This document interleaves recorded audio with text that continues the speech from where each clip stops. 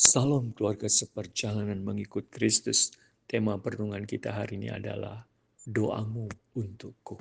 Saudara dikasih Tuhan, saya bacakan di dalam Lukas pasal 22 ayat 31 dan 32. Simon, Simon, lihat, iblis telah menuntut untuk menampi kamu seperti gandum. Tetapi aku telah berdoa untuk engkau, supaya imanmu jangan gugur. Dan engkau, jikalau engkau sudah insaf, kuatkanlah saudara-saudaramu. Jemaat yang dikasihi Tuhan, ketika seseorang berkata kepada orang lain, doakanlah untukku.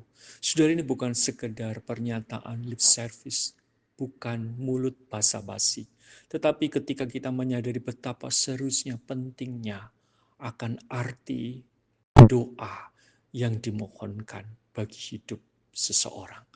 Yesus sungguh-sungguh berdoa bagi Petrus ketika Yesus mengingatkan Simon Petrus tentang bagaimana iblis telah menuntut untuk menampi hidupnya seperti gandum. Tetapi Yesus telah berdoa terlebih dahulu.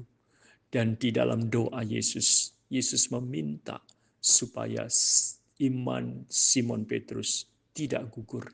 Dia insaf, dia sadar akan pertobatan, dan dia akan menguatkan saudara-saudaranya kelak. Saudara, tetapi Petrus tidak menyadari, sehingga Simon Petrus merasa diri kuat, merasa diri menjadi pribadi yang begitu sangat hebat untuk tetap setia mengikuti Yesus, dan dia berkata, dia siap masuk penjara, bahkan mati bersama-sama dengan Yesus. Dan Yesus mengatakan, sebelum ayam berkokok, ia akan menyangkal 3 kali. Dan apa yang terjadi, saudara? Benar, ketika Yesus ditangkap dan Petrus mengikuti dari jarak jauh, dan Petrus menyangkal 3 kali, Yesus hanya memandang Simon Petrus, dan Petrus menangis dengan sedih.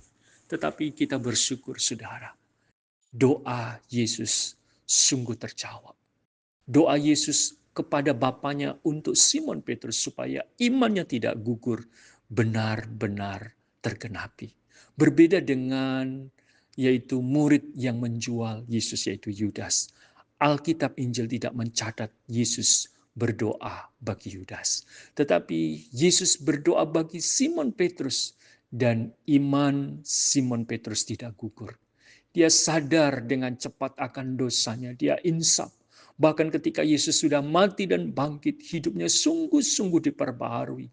Allah Roh Kudus memampukan dia untuk menjadi saksi, bahkan menguatkan banyak orang-orang kudus di Asia kecil, bahkan dimanapun Petrus berada, menguatkan banyak orang. Saudara yang dikasihi Tuhan, kita bersyukur Yesus yang berdoa bagi Petrus, Yesus sebagai Tuhan Sang Juru Syafaat kita sekarang ada di surga. Dia sudah mati dan bangkit, dan dia selalu bermohon di hadapan Bapaknya. Roma 8 ayat 31 mengatakan bahwa dia selalu bermohon untuk menjadi pembela bagi kita, anak-anaknya. Dia selalu berdoa untuk kita. Saudara, betapa pentingnya Yesus berdoa untuk kita, umatnya, supaya iman kita tidak gugur, kasih dan pengharapan kita terpelihara, supaya kita menjadi anak-anaknya yang tetap kuat menjalani kehidupan di dunia yang penuh dengan berbagai tantangan, ujian, dan pencobaan. Bagaimana, saudara? Apakah kita perlu Yesus senantiasa berdoa untuk saudara dan saya? Biarlah kita boleh berkata, berdoalah untukku Yesus setiap saat, supaya aku kuat. Amin.